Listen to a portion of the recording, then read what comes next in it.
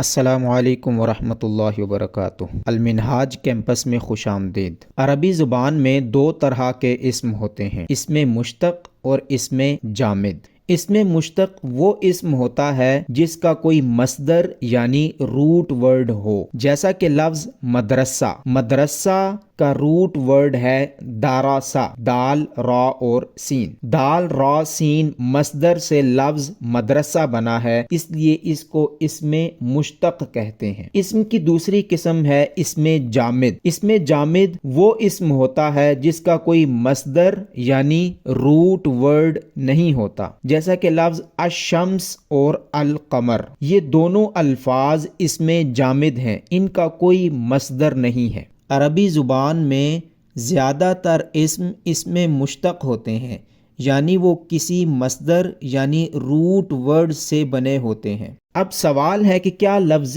اللہ اسم مشتق ہے یا اسم جامد؟ کچھ علماء کے نزدیک لفظ اللہ اسم مشتق ہے اور ان کی رائے میں اس کا مصدر الہ ہے۔ عربی زبان میں کسی اسم نکرہ کو اسم معرفہ بنانے کا ایک طریقہ یہ ہے کہ اس کے آغاز میں الف لام کا اضافہ کیا جاتا ہے، جیسا کہ لفظ کتاب۔ کتاب ایک اسم نکرہ یعنی کامن ناؤن ہے، اس کے آغاز میں اگر الف لام کا اضافہ کر دیا جائے تو یہ بنتا ہے الکتاب۔ الکتاب ایک اسم معرفہ ہے یعنی پراپر ناؤن ہے۔ اسی طرح لفظ الہ کے آغاز میں الف لام کا اضافہ کر کے الالہ بنایا گیا ہے، اور حمزہ کو گرا کر یہ دونوں لام ملیں گے تو یہ مل کر بنے گا اللہ۔ ایک ہے دوسرا لفظ ہے الہ، ان کو جب ملا کر پڑھتے ہیں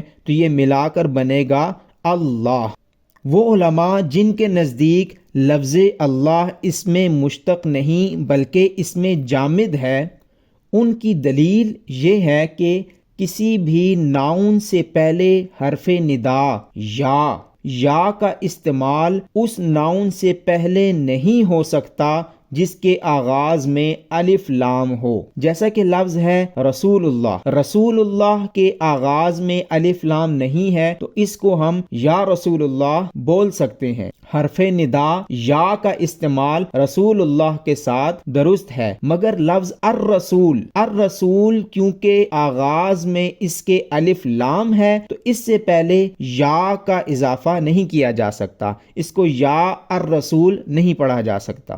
جب کسی اسم سے پہلے الف لام ہو تو اس کے لیے حرف ندا ایھا استعمال ہوتا ہے، یا استعمال نہیں ہوتا۔ ایھا الرسول تو بولا جا سکتا ہے لیکن یا الرسول نہیں بولا جا سکتا۔ تو وہ علماء جن کے نزدیک لفظ اللہ اسم جامد ہے وہ کہتے ہیں کہ کیونکہ یا اللہ پکارا جاتا ہے تو یہ یا اللہ کا شروع کا الف لام یہ کامن ناؤن کو پراپر ناؤن بنانے والا الف لام نہیں ہے، بلکہ یہ لفظ اللہ کا حصہ ہے، اور یہ لفظ اللہ کسی بھی روٹ ورڈ سے یعنی کسی مصدر سے نہیں نکلا بلکہ یہ پورا لفظ اللہ ہی ہے۔ لفظ اللہ کو لکھنے کے دو طریقے ہیں، ایک ہے کہ لام کے اوپر کھڑی زبر ڈال کے لکھا جائے اور دوسرا ہے لام کے اوپر صرف زبر کے ساتھ لکھا جائے۔ دونوں طریقے درست ہیں۔ عرب ممالک کے قرآن پاک میں لفظ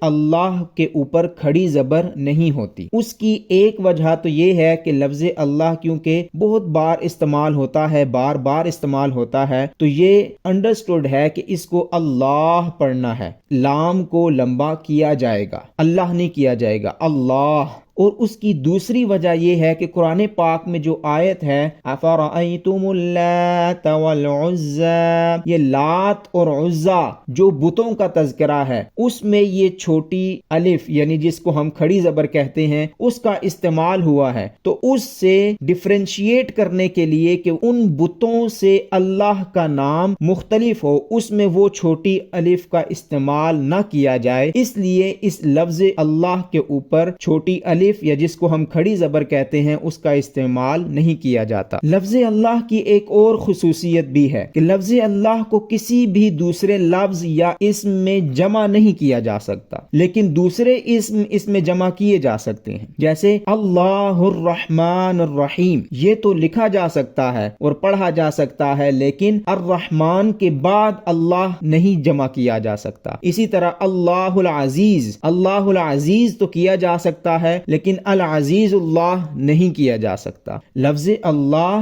اللہ پاک کا ذاتی نام ہے، اس کو کسی دوسرے لفظ یا اسم میں جمع نہیں کیا جا سکتا۔ امید کرتا ہوں آپ کو ویڈیو پسند آئی ہوگی۔ اگر ویڈیو پسند آئی ہو تو چینل کو سبسکرائب کر دیں اور بیل آئیکن پہ کلک کر دیں۔